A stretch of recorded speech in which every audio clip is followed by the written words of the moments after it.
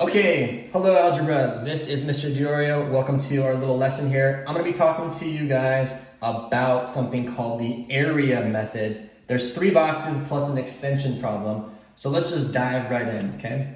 The first thing that we have to know and understand is how to read an area tile and understand what area means. So we're going to be working with 3 types of figures for this lesson. The first one is a 1 by 1. And it looks like this. It's just a box with sides that are 1 by 1. And the area of a 1 by 1 is obviously just 1 because length times width is just 1. I have a second one. It's called x by 1. So we're calling this length a variable of length x, and the distance is 1. Notice that this distance and this distance is the same. So the area of this whole thing right here, this would have an area that would be equal to x, since x times 1 is x. This has an area that's equal to 1. And then lastly, we're going to have these big ones, which is x by x. And notice that this length is the same as that length. So if I color all this in, this is what I mean by the area.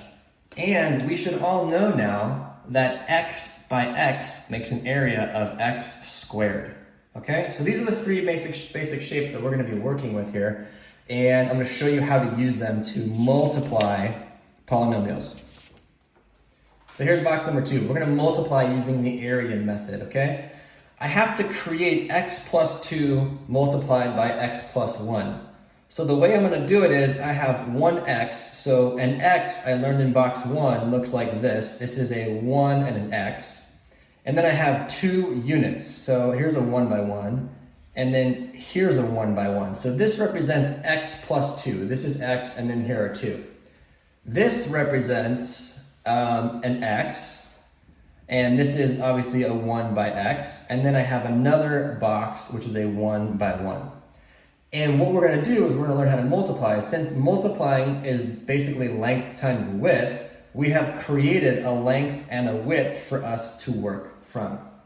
So if I ask you guys, what would be x times x? You can see that this shape being made is going to represent an x squared, and there it is.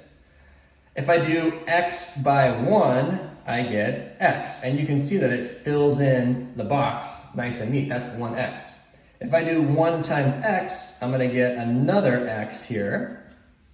If I do this 1 times this x, I'm going to get another x here. If I do this 1 times this 1, I get a value of 1. And then lastly, another value of 1.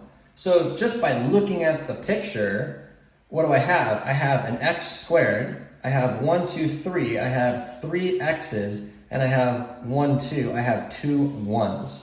So I've just used and demonstrated the area model to multiply 2 binomials together. Okay? All right, let's try one on your own.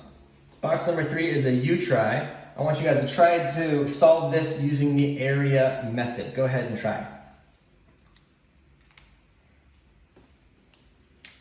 Okay, hopefully you got the right answer. If you didn't, here's how you're going to set it up. X, and then a 1, and then a 1, and then a 1. This represents x plus 3. Then on the top, I've got an x, and then I've got a 1 and a 1. And this represents x plus 2. And I want to multiply these together, length by width. So hopefully you got this. This represents an x squared.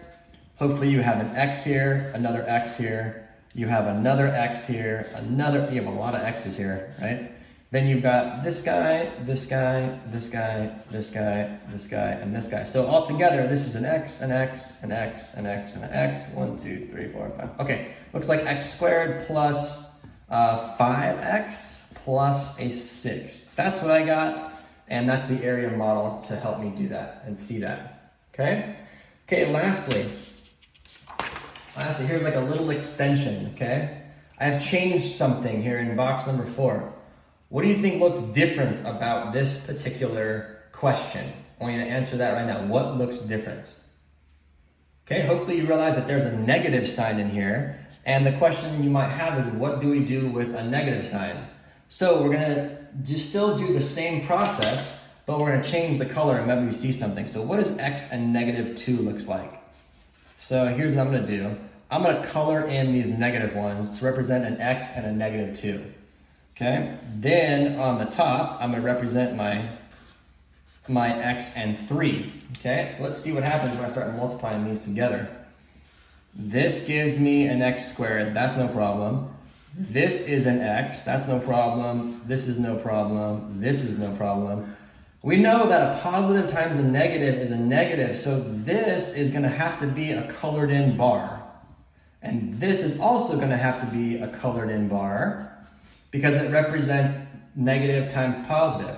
Well, I have the same thing over here too, negative times positive. Well, all of these, we have learned before that a positive times a negative is a negative, so all of these are colored in, right? So now, what do you suppose this and this add up to? Well, 1x and a negative x, they cancel out. So that's gone with that guy, that's gone with that guy, and what you have left is x squared plus 1x minus 6, because these are now colored in. So I'm thinking this is the right answer. We're gonna explore more of this in class tomorrow. See you guys then.